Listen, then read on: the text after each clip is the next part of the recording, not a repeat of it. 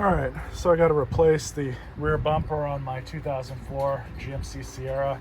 This will be similar for a Suburban of this year, or a Tahoe, or Silverado, or any of the other GMT 800 platform trucks. I've already lowered my spare tire, pretty simple. And I've already taken the wiring harness plug and removed it from the plug block here. So we'll just leave that dangling. Now these are pretty easy to take out. What we got to do, it looks like, is the new bumper came with a new bracket there, and I believe another new one here. So what we have to do is take everything off. I've already started taking this bolt out, but we've also got to remove these up here. The top ones are 15 and 18, and I think this bottom one's a 22. Only reason I'm pulling off this bumper is because I was about to install a tow hitch onto the back of this truck, and because the prior owner smacked the bumper into something, it pushed it in, so I can't get the damn tow hitch receiver to bolt up to here properly. It won't line up because over here it's bent inwards, so I've got to replace the whole bumper. I could probably just, bend this out somehow, but it was 140 bucks off Amazon. It wasn't going to break the bank. So I got an assortment of sockets. These are both, this is an 18, this is a 15.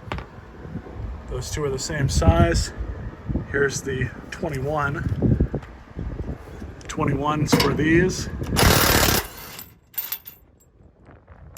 But these are the other ones that we need to remove. I'm gonna have to do this one-handed. Those came out just fine. Now I just have to do the other one up here. And then we'll do the other side, and this bumper should come right out. All right, so those are all out. This one's out on this side too. Now I just have to pull out these U-bolts and get the bumper out without breaking this, of course. One side out, just kind of rocked it out. So now for this side. And so now I just have to use the new brackets and make them look the same on that side. And then we'll angle it back up and in place. Get the new bumper on. It's all the new hardware that I got with the new Amazon bumper. But I'm just gonna reuse the old hardware where I can, ostensibly because it's better. So I'm just gonna bolt up this bracket where it's supposed to go and be done with it. Now I do want to make a point here. You can see on the old bumper the holes are wallered out a bit. They're just like that on the new bumper and the new brackets. So when you put this bracket on, do not tighten it down. You want it to move a little bit because, remember, you're going to have to move it in order to get everything to line up here where you need to install it. So don't cinch anything down just yet. When you tighten these up, tighten them just enough so that the backs of the nuts and the backs of the bolts are just contacting the metal, and leave it loose enough for you to move things around as you need. I might actually have to loosen it a little bit up here, but you guys get the idea. Now I just got to do that side. So I should have just bought a new one of these, but I managed to get this one mostly undone. And in order to do that, I used rubber mallet and then a pick. And I just kind of started it from back here towards the bottom of the bumper and just wedged it under there, kind of got it up like that, went around it. You guys can see how this thing goes in. Really weird, funky design. Hopefully it's still good enough to be able to use it on this bumper. So I'm just got to pull this one out, put it in this one. So I'm just gonna stick it on up and in. You can only really go in one way. This way does not work because the deal's not over there, it's right there in the middle. So you can only go in like that if you get mixed up. So all I've done is put the outer ring back in. Got the tube here. We are going to have to bend this a little bit to get it to work correctly. But bring this back up. Need 2 hands, and all I'm going to do is just get either my trim tools there or the pick, and just kind of push it down around the edge, clip it all back in. And just like I said, just use the pick, hammer a couple times, got it back on, it's not going anywhere.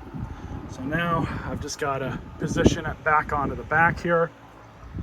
And of course, before I forget, I've got to put the harness on too.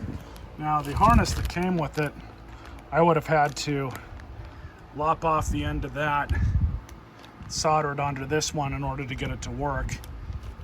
This harness was still good from the other bumper, so I just swapped it over. It's really kind of a no-brainer. What I am going to do though is run a couple small zip ties through these holes instead of using these, because these don't really fit in all that well. But other than that, it's ready to go back on. And that definitely took some patience to get up there. Each side of the bracket, you kind of have to angle it up and in over each side of the lip on the frame, and then push it up and get it on. Overall, it wasn't too difficult, it's just big. Well, it's on. I think they tweaked the frame a little bit, because the other bumper would look like this too, but it was bent down just a little bit. So what I'm seeing is, if you look at this side of the frame right here, it kind of goes down just a little bit. I did get everything to line up and bolt in, but you can compare it to this side. That side's pretty straight. This side looks like it just has a slight bend. So I don't have a frame machine, nor do I really have a way to basically straighten that out. I mean, the only way I could think of is like maybe with a jack and a piece of wood or something, but I don't think that's gonna work, because I think it's just gonna lift the whole back of the truck up. I don't think that's gonna do really anything to straighten that out. But I'm hoping with this bumper on, I can get that hitch receiver on. But I'm kind of thinking I might still be in the same boat, but we'll see. Anyways, I did have to reuse that old bolt there. Both of these bolts and the nuts are new. They came with the kit. This one's the new one that came with the kit. Same thing on the other side. Harness is all put back together. The tube for the spare tire is back on.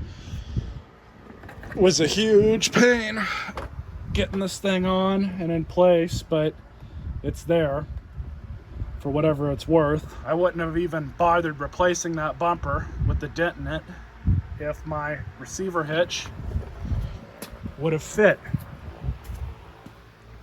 But I'm hoping it wasn't all for nothing, because this is the hitch I'm about to install. That'll be a separate video if everything goes on okay. Who knows if it will, but until next time, stay tuned for more videos.